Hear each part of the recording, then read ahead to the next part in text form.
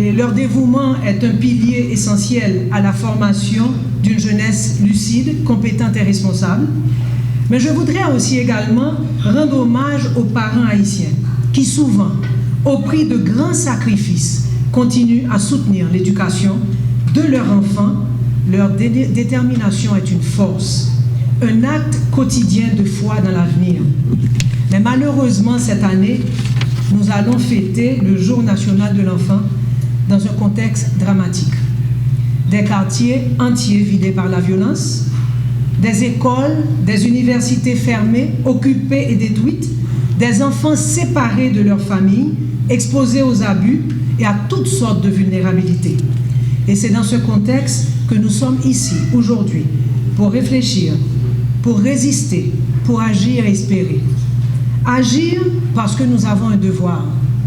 Résister parce que nous avons une responsabilité. Réfléchir et espérer parce que nous croyons en cette génération. L'Institut du bien-être social et de recherche, en tant qu'organe étatique responsable de la protection de l'enfance, assume un rôle crucial.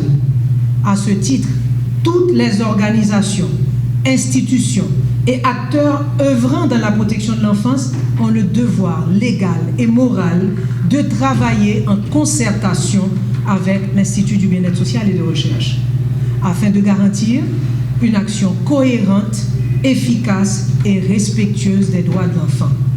Oui, ce n'est qu'avec un partenariat fort et solidaire que nous pourrons agir.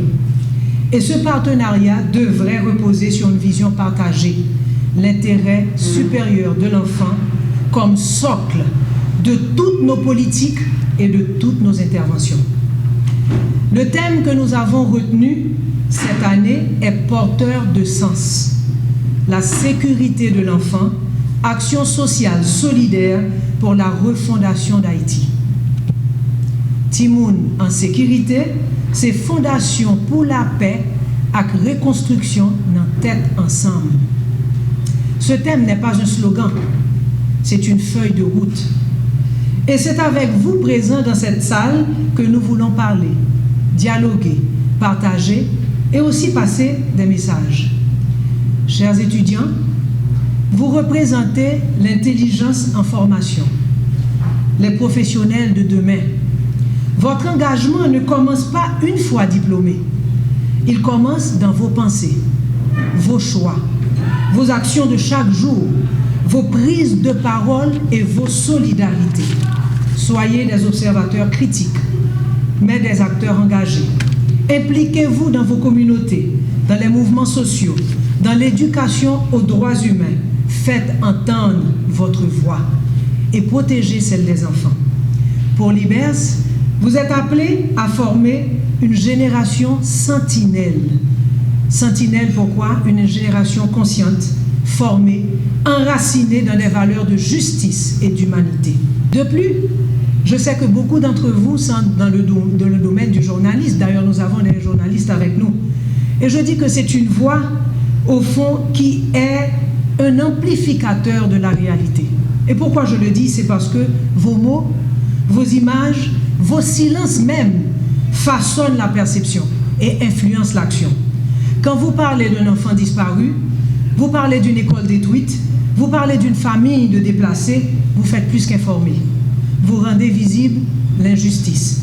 Quand vous mettez en lumière une initiative positive, une victoire, un enfant qui réussit malgré tout, vous semez l'espoir. Chers journalistes, nous vous appelons, chers jeunes, nous vous appelons à continuer d'être d'influents acteurs médiatiques, indépendants, éthiques et engagés.